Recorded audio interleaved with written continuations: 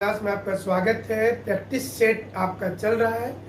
Test series आपका अलग से चल रहा है, जिसमें आप एग्जाम दे करके पता कर रहे होंगे कि आपकी स्कोर कितनी हो रही है।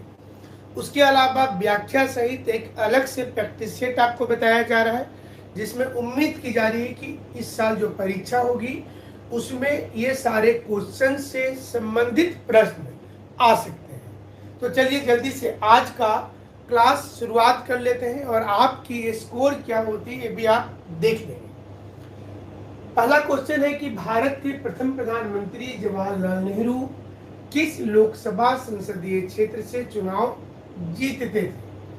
जो भारत के प्रथम प्रधानमंत्री थे जवाहरलाल नेहरू, तो वो किस लोकसभा सीट से चुनाव जीत रहे थे। और आप इसमें आंसर करेंगे सूरत, फूलपुर, रायबरेली और इलाहाबाद। इसमें से कौन सा जो संसदीय सीट था जहां से जवाहरलाल नेहरू प्रथम प्रधानमंत्री जो थे, रेगुलरली ही won the election of Lok Sabha from which Lok Sabha constituency, Surat, Phulpur, Raebareli, Allahabad.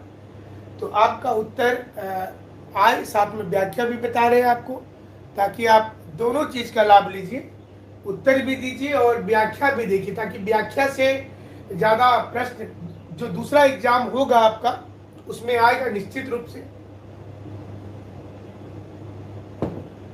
तो इसमें सही उत्तर क्या होना चाहिए? आप लोगों में से कोई उत्तर कर पाएंगे? आपके पास दो क्वेश्चंस इस समय में स्क्रीन पर दिख रहा है। दूसरा है कि केरल में फोर्ट एंजेलो का निर्माण किस देश के द्वारा 1505 में किया गया था। तो क्लू भी है क्वेश्चन में, आप आंसर दे सकते हैं। ऑप्शन है Portuguese, English, France and Holland.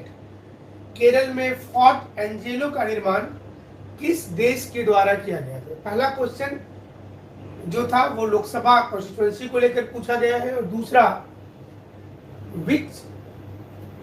Which country made fort Angelo in the year 1505 इन केरला। कौन सा देश ने इसका निर्माण किया था। तो दो प्रश्न आपके पास है। तो चलिए पहला का उत्तर बता देते हैं आपको। पहला का उत्तर होगा फूलपुर। पहला उत्तर है फूलपुर। तो आपको रायबरेली नहीं लिखना है।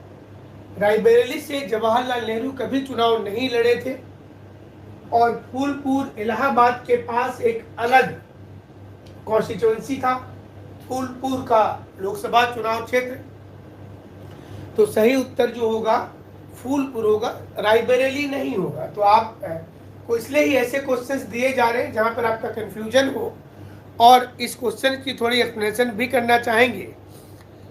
अगर आप देखें तो 1952 से 57 तक जो था ये प्रधानमंत्री थे। उसके बाद तीसरी बार 57 से 62 तक भी रहे, और चौथी बार प्रधानमंत्री तीसरे आम चुनाव जो 1962 के बाद हुआ था उसमें भी इनको बनने का मौका मिला था।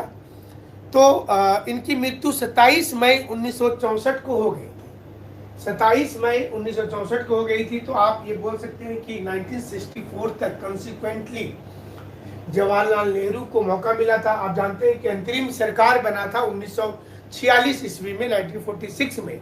उस अंतरिम गवर्नमेंट में भी इनको ही मौका दिया गया था प्रधानमंत्री बनने का। तो पहला वो था 1952 के इलेक्शन में, फिर ये बन गए 57 में बन गए, और उसके बाद जब 62 का भी इलेक्शन हुआ था, जब इनकी मृत्यु के पहले, जब 27 मई 1964 को इनकी मृत्यु हो गई थी, उसके पहले भी ये चुनाव जीते थे। और तीनों बार लगातार चुनाव ये फूलपुर कंस्टिट्यूएंसी से जीते थे। ये बहुत इंपॉर्टेंट था आपके लिए।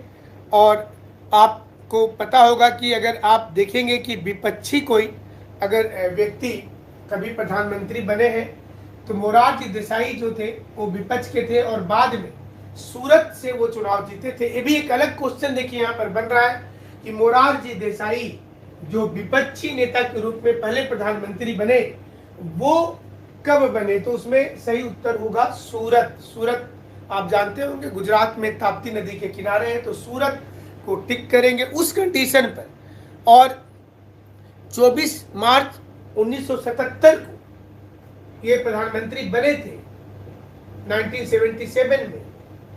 मुरारजी देसाई। क्वेश्चन हालांकि आपसे पूछा गया है जवाहरलाल नेहरू के लिए, लेकिन और रायबरेली तो परंपरागत सीट है कांग्रेस का उसके बाद के काल में, लेकिन अब ये सीट पर दूसरी पार्टी का कब्जा हो गया है और जो कांग्रेस के महत्वपूर्ण नेता हैं वो दक्षिण भारत के केरल से चुनाव जीत करके आ रहे हैं, तो ये भी इम्पोर्टेंट है। और इलाहाबाद के बगल में ही फूलपुर जो है वो है। तो ये सारी चीज़ें इस क्वेश्चन के लिए हैं। तो आपको उम्मीद है कि ये क्वेश्चन बनाए होंगे आप, और इस बीच में दूसरा क्वेश्चन भी है जो आप कोशिश करें आंसर देने का। सेकेंड क्वेश्चन को पूरा स्क्रीन पर लेकर के आ जाते हैं। केरल में फोर्ट जॉर्ज, केरल में फोर्ट एंजेलो का निर्माण किस देश के द्वारा कराया गया था? केरल, जहां पर मलाबार तट है, इसी मलाबार तट में फोर्ट एंजेलो का निर्माण हुआ था 1505 में। तो मतलब you can recognise the answer कि कौन सा देश हो सकता है। केरल में फोर्ट एंजेलो में किस देश के द्वारा 1505 में निर्माण किया गया?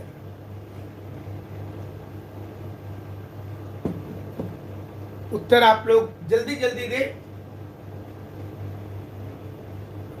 पुर्तगाली, तो सही उत्तर है पुर्तगाली, ठीक है। पोर्चुगाल के द्वारा किया गया था ये फोर्ट एंजेलो का निर्माण 1505 में, और इसे बनाने वाले जो व्यक्ति थे ये पोर्तुगीज गवर्नर थे। अच्छा, पुर्तगालियों का पहला गवर्नर कौन था, जल्दी से बताइए। Who was the first governor of Portuguese in India? पुर्तगालियों का पहला गवर्नर कौन था जिसने ये बनाया था? जल्दी से आंसर करें। Who was the first governor of Portuguese in India? कोई जानते हैं? डुप्लेक्स जो थे ये हमें लगता है कि पोर्तुगीज नहीं थे। डुप्लेक्स हमें लगता है कि पोर्तुगीज नहीं थे, ये फ्रांसीसी थे। पुर्तगालियों का पहला गवर्नर, फर्स्ट गवर्नर भारत में कौन था? हालांकि इसका उत्तर केरल में who build up Fort Angelo in Kerala in 1505, the right answer is Portuguese. And who was the first governor of Portuguese in India? And the right answer is Almeida. याद रखिएगा, Almeida, और अल्मेडा ही बनाया था इसको, हम यहां लिख दे रहे हैं। और क्योंकि एक क्वेश्चन के साथ सिर्फ उसका आंसर नहीं जानना, उसके इर्द गिर्द की भी चीजें जाननी है, तो आपका पूरा सिलेबस भी प्रैक्टिस सेट का ही महत्व होता है कि आप पूरी क्वेश्चन को पढ़ने की कोशिश करें, सिर्फ एक दो क्वेश्चन नहीं करें। तो इसका सही उत्तर होगा पोर्तुगीज ने किया था। और अगर ये पूछा जाता है कि ब्रिटिश ईस्ट इंडिया कंपनी ने सबसे पहले कौन सा किला बनाया था भारत में? ब्रिटिश ईस्ट इंडिया कंपनी जो 1600 ईस्वी में चार्टर एक्ट के द्वारा भारत आ गया था, पहला किला का निर्माण, फर्स्ट फोर्ट का निर्माण उसने कौन सा किया था? जल्दी से कोई आंसर कीजिए। ब्रिटिश ईस्ट इंडिया कंपनी का पहला किला कौन सा था? First fort of British east India company कौन सा था? 1644 में बनाया था। जल्दी से कोई आंसर करे। ब्रिटिश ईस्ट इंडिया कंपनी का पहला किला कौन सा था भारत में? And the right answer is Fort Saint George. ये चेन्नई में था, फोर्ट सेंट जॉर्ज। ये फोर्ट सेंट जॉर्ज था, ये सही उत्तर होगा Fort Saint George.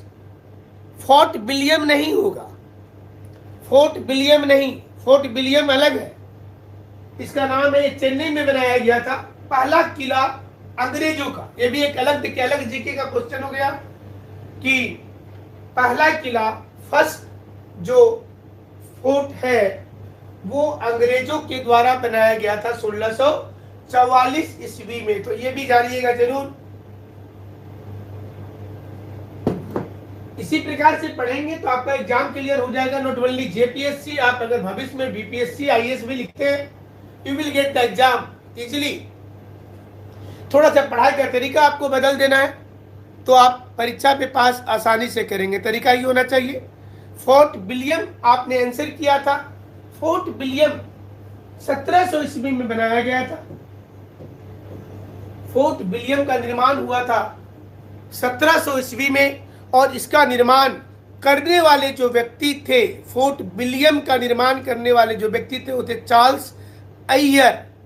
Charles Iyer इसका निर्माण, अब ये भी एक क्वेश्चन बन गया आपके लिए।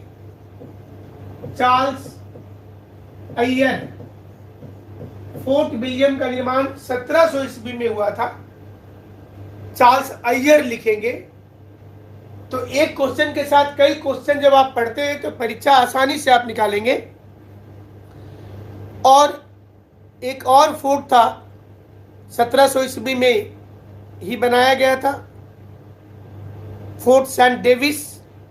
ये मराठा 1690 ईस्वी में ईस्ट इंडिया कंपनी को बेच दिया था। फोर्ट सेंट डेविस एक और फोर्ट था, ये मराठे की संपत्ति थी जिसको अंग्रेजों को 1690 में मराठों ने इंग्लिश ईस्ट इंडिया कंपनी को अपनी संपत्ति बेच दी थी, फोर्ट सेंट डेविस। तो ये था क्वेश्चन। और चलिए अब तीसरे क्वेश्चन पर चले जाते हैं। आप बाद में भी वीडियो को रिपीट करके देखेंगे अगर छूट जा रहा है तो। तीसरा क्वेश्चन है, 1857 के सिपाही विद्रोह के पहले ब्रिटिश सरकार ने कुशासन का आरोप लगाकर किस एक प्रांत को ब्रिटिश इंडिया में मिला लिया था? तो वेरी इजी क्वेश्चन, ये बहुत ही आसान सा प्रश्न है और इसका उत्तर आप लोगों को देना चाहिए। इसका उत्तर जरूर से देना चाहिए आप लोगों को। 1857 के सिपाही विद्रोह में, in the revolt of 1857 with the concept of mal government which province annexed by Britishers, Satara, Nagpur, Jhansi, Awadh. बहुत से लोगों ने जल्दी से आंसर किया है अवध।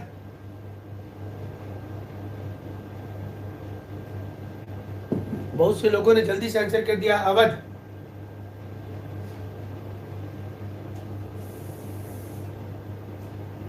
और बाकी लोग भी कुछ आंसर देना चाहते हैं? और सही उत्तर इसका होगा अवध। तो सही किया आप लोगों ने, अवध आंसर सही है। कब मिलाया था कोई बताइए? अवध को डलहौजी ने कब मिलाया था अवध को? इन विच ईयर?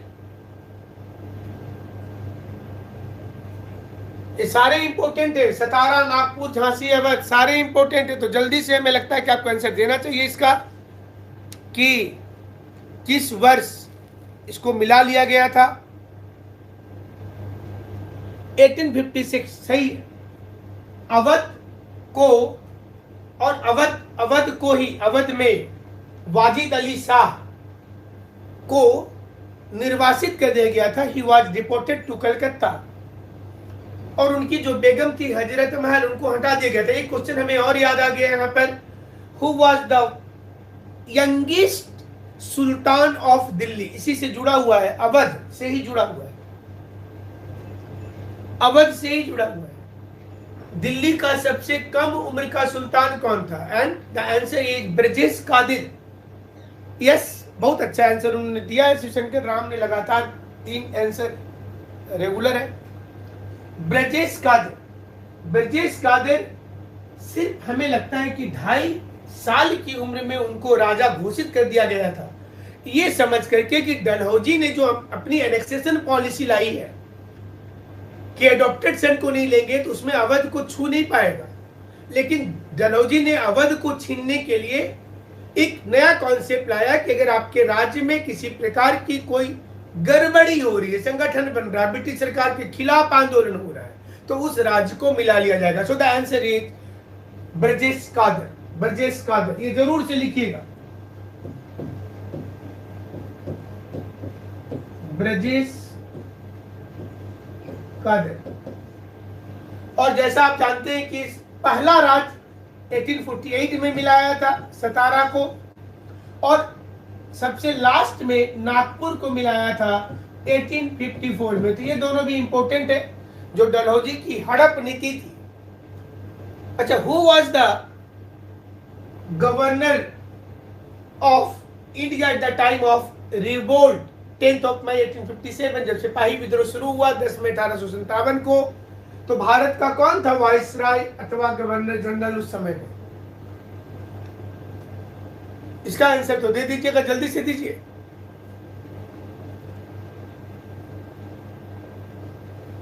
(1848) में तो सतारा को मिला लिया था, 1853 में झांसी को मिलाया था। झांसी की रानी लक्ष्मीबाई, झांसी को 1853 में मिला लिया था, Jhansi. And the right answer is Lord Canning. सही है, लॉर्ड कैनिंग सही उत्तर होगा, लॉर्ड कैनिंग थे।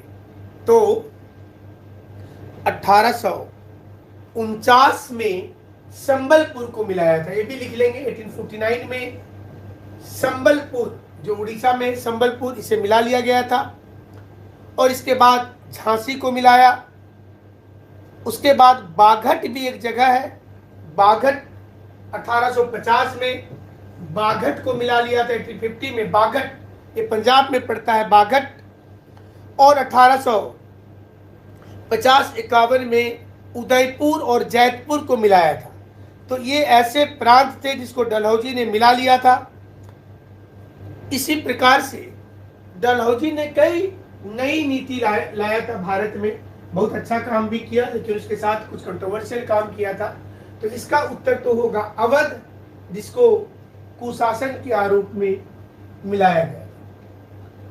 अगली क्वेश्चन की ओर में मूव कर जाते हैं। जो नेक्स्ट क्वेश्चन है, ये क्वेश्चन है कि ईश्वर चंद्र विद्यासागर ने 1858 ईस्वी में किस एक पत्रिका का प्रकाशन शुरू किया, जो एक बंगला साप्ताहिक पत्रिका था? ईश्वर चंद्र विद्यासागर विडो रीमैरिज के लिए जाने जाते हैं, विधवा पुनर्विवाह कानून बनाने के लिए दबाव डालने वाले व्यक्ति ईश्वर चंद्र विद्यासागर थे। 1858 में उन्होंने किस एक पत्रिका का प्रकाशन शुरू किया, जो एक बंगला साप्ताहिक पत्रिका था? Is that Bengali, is that Som Prakash, Satyarth Prakash और संवाद कौमुदी? सही उत्तर क्या होगा? किस एक पत्रिका का शुरुआत, किस एक पत्रिका का शुरुआत जो था वो किया गया था? ईश्वर चंद्र विद्यासागर के द्वारा, ईश्वर चंद्र विद्यासागर के द्वारा। बहुत इंपॉर्टेंट क्वेश्चन है और सही उत्तर जिन्होंने दिया है वह होगा सोम प्रकाश। बंगाली पत्रिका सुरेंद्रनाथ बनर्जी की पत्रिका थी। सत्यार्थ प्रकाश आप जानते होंगे, दयानंद सरस्वती जी की पुस्तक सत्यार्थ प्रकाश, जहां से स्वराज का कॉन्सेप्ट लिया गया है। First time the word Swaraj mentioned in Satyarth Prakash, ये दयानंद सरस्वती का। और संवाद कौमुदी राजा राम मोहन राय की पुस्तक थी, संवाद कौमुदी। तो इसका सही उत्तर सोम प्रकाश होगा, जिसका शुरुआत किया था और एक बंगला भाषा में था ये पुस्तक सत्यार्थ प्रकाश जो है।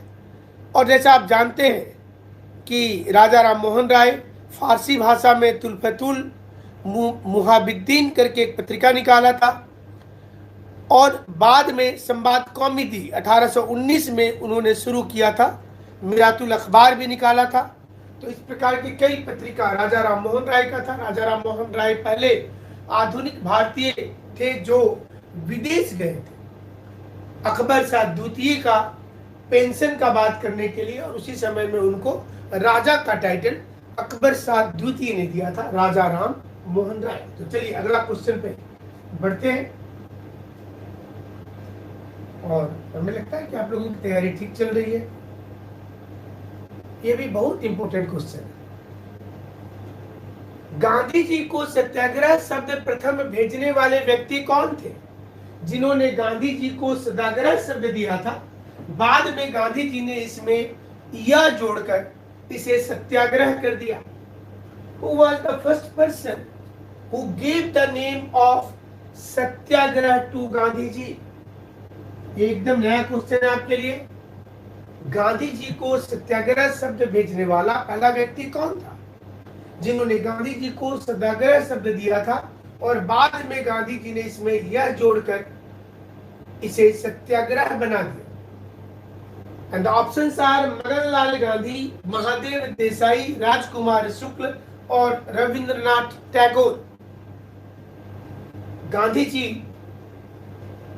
को सत्याग्रह शब्द प्रथम भेजने वाले व्यक्ति कौन थे जिन्होंने सत्याग्रह शब्द गांधी जी को दिया था?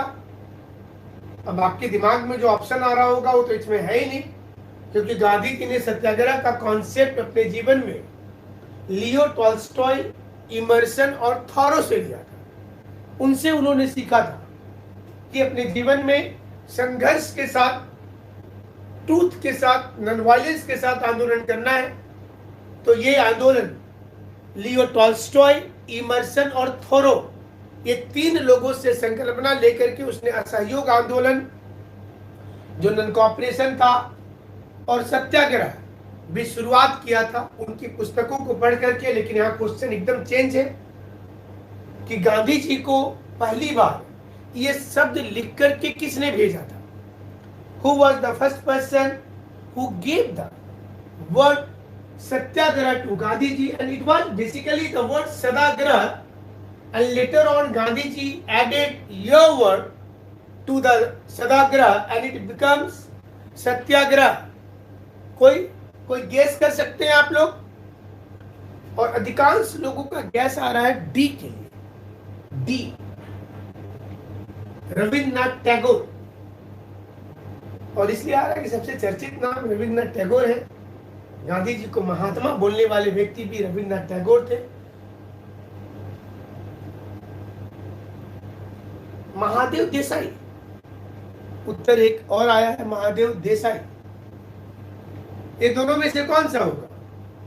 इज दैट महादेव देसाई और राजकुमार शुक्ल और रविन्द्रनाथ टैगोर और Maganlal Gandhi? And the right answer is Maganlal Gandhi. He was the person who gave first word satyagraha to Gandhi ji. Maganlal Gandhi बहुत इंपोर्टेंट है। मगनलाल गांधी ने पहली बार यह शब्द दिया, और प्रेरणा गांधी जी को ऐसे तो हेनरी डेविड थोरो के निबंध सिविल डिसओबीडियंस एक आर्टिकल छपा था थोरो का। उस आर्टिकल का नाम ही था सिविल डिसओबीडियंस। और उसी पुस्तक को पढ़ने के बाद गांधी जी के मन में आया था कि वो भारत में कुछ ऐसा करें जिससे यहाँ के लोगों को उत्पीड़न से समाप्त हो जाए।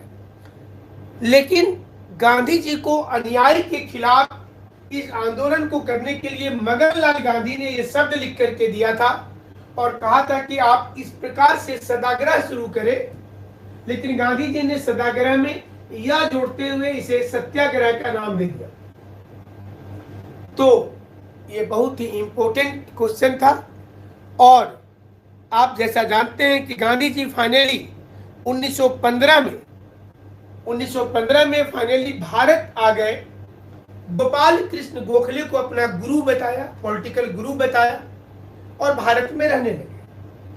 जब 1916 में लखनऊ समझौता हो रहा था नरम दल, गरम दल, मॉडरेट एक्सट्रीमिस्ट और मुस्लिम लीग के बीच में, जिसमें अंबिका चरण मजूमदार अध्यक्ष थे, ये भी क्वेश्चन इंपोर्टेंट है, तो वहां पर राजकुमार शुक्ल ने गांधी जी से अनुरोध किया था कि आप आइए और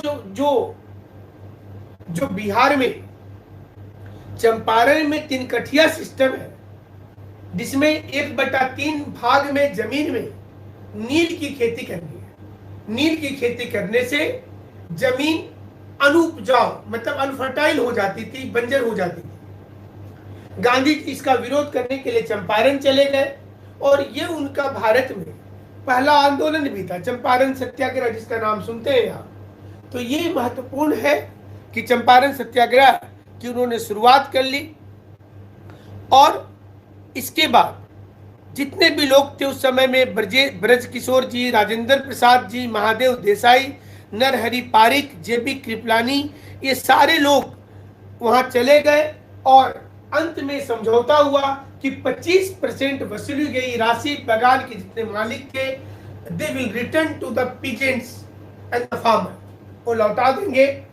इसलिए गांधी जी का यह आंदोलन सफल हुआ। उसके बाद आप जानते हैं कि खेड़ा में आंदोलन किया था गांधी जी ने, और फिर अहमदाबाद मिल स्ट्राइक किया।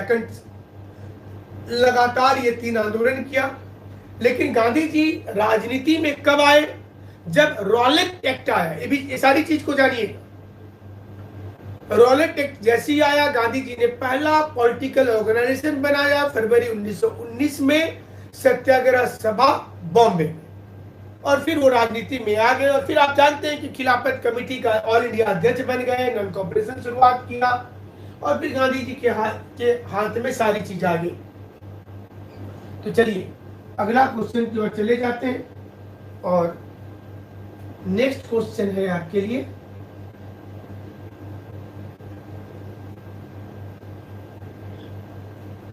(1951) ईस्वी में आचार्य विनोबा भावे ने भूदान आंदोलन का शुरुआत किया था,